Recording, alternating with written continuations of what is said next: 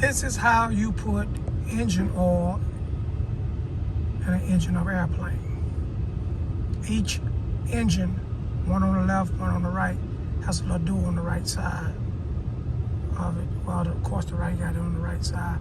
The left got the little door on the left side. And basically what you do, you just get a ladder like that, open the door up, and check the fluids. And once you check the fluids, you just top it off with a can of oil, which what he got in his hand, where he just topped it off.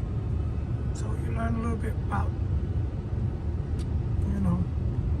the upkeeps of an airplane.